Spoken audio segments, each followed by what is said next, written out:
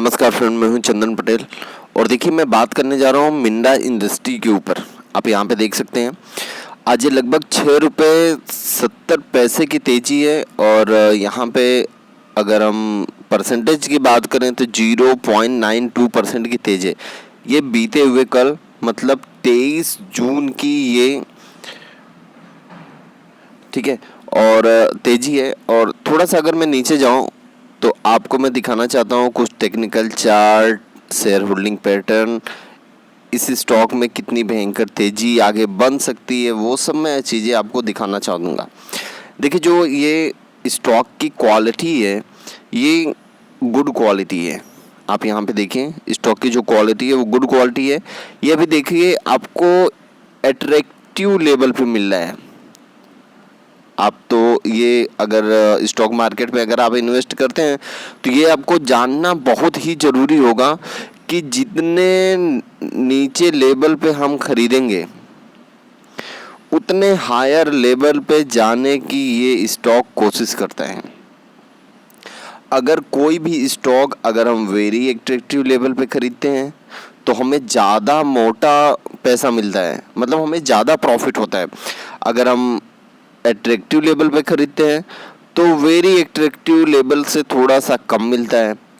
अगर हम fair value पे खरीदते हैं तो ये दोनों से कम पैसा मिलता है। अगर हम एक्सपेंसिव पे खरीदते हैं तो हमें बहुत थोड़ा सा पैसा मिलता है। अगर हम वेरी एक्सपेंसिव पे खरीदते हैं तो हमको थोड़ा प्रॉफिट ज़्यादा मिलता है, घाटा होने का ज़्यादा चांस रहता है। अगर हम वेरी एक्सपेंसिव पे किसी स्टॉक को अगर हम खरीद रहे हैं तो वहाँ हमें ज़्यादा घाटा होने का चांस रहता है और रिस्की और वेरी रिस्की।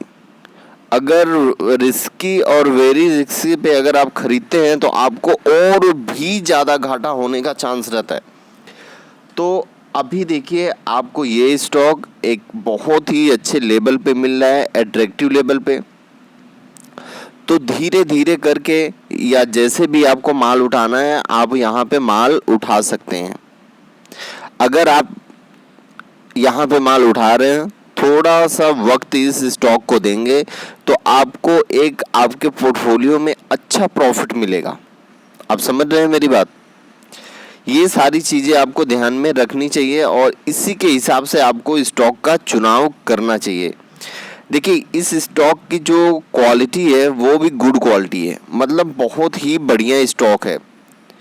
और बहुत ही बढ़िया स्टॉक होने के बावजूद भी ये आपको मिल रहा है एट्रैक्टिव लेवल पे, एक ऐसा लेवल जहां से आपको पैसा बहुत ही अच्छा बनेगा।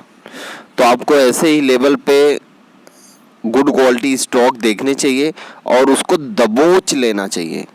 आप समझ रहे हैं? दबोच लेना मतलब आप उसको वेट ना करें कि ये गिरेगा या जो भी कुछ होगा तो हम ऐसे लेंगे या भागेगा तब हम लेंगे, ऐसा नहीं।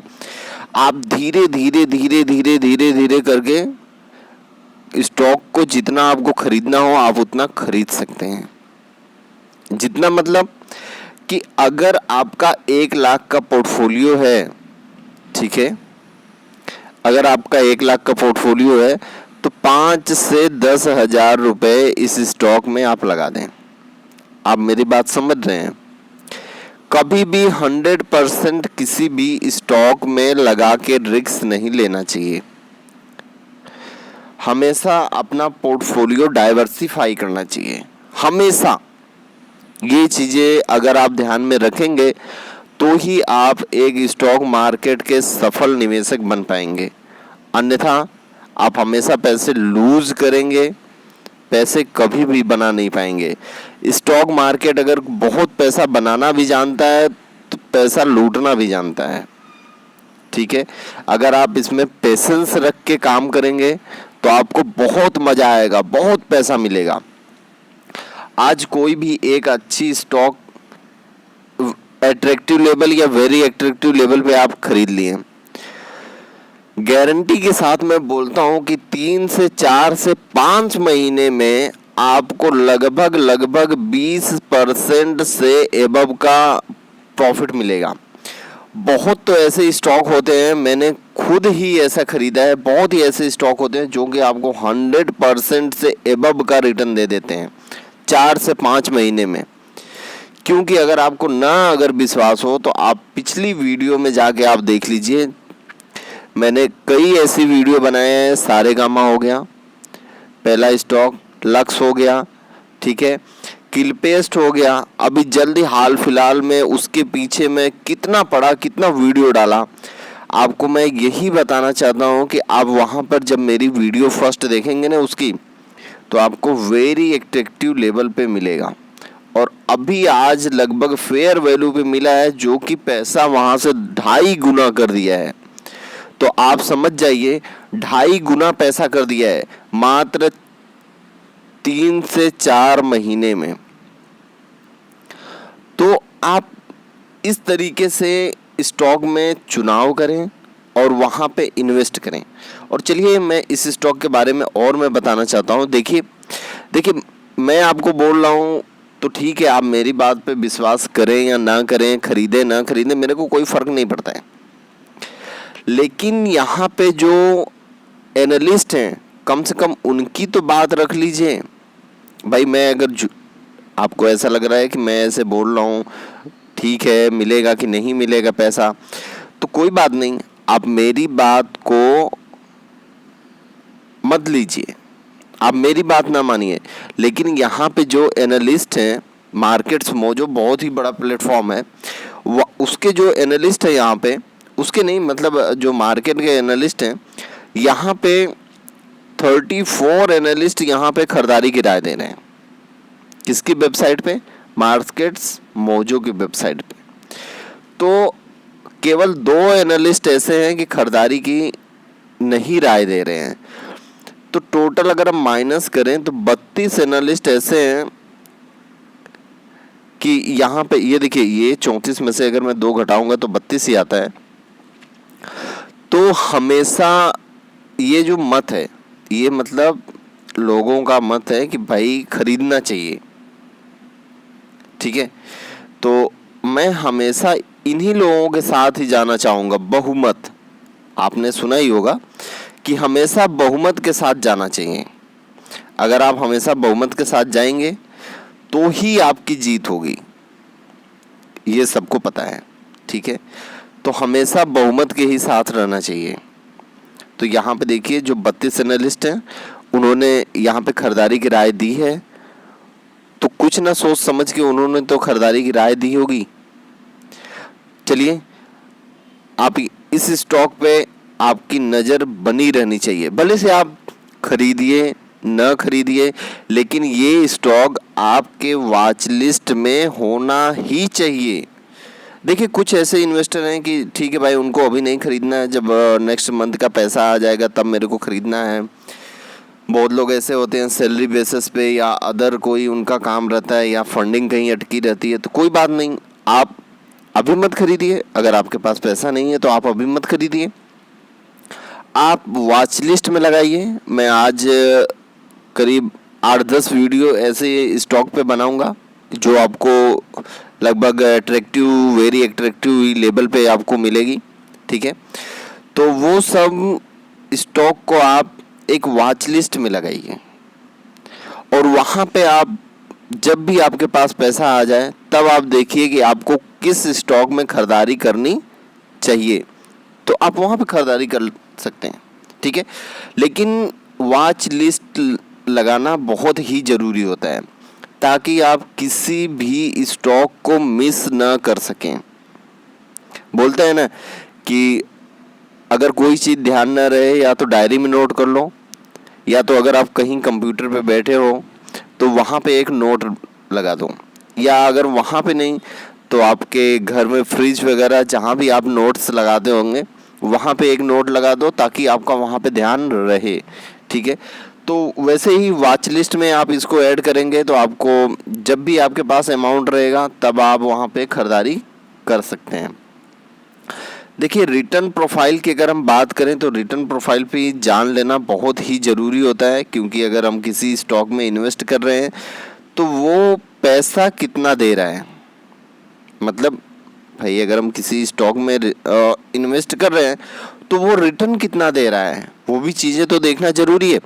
देखिए 10 साल में इसने लगभग 4,490%, 90 नहीं, हम यहाँ पे 91% बोलेंगे, लेकिन कोई बात नहीं, 4,491% यहाँ पे दिया है।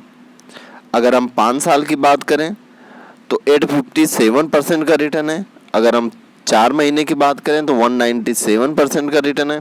अगर हम 3 मंथ की बात करें तो 90% का रिटर्न है। अगर हम 2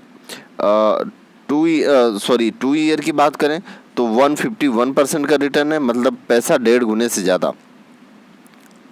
बहुत ही अच्छा।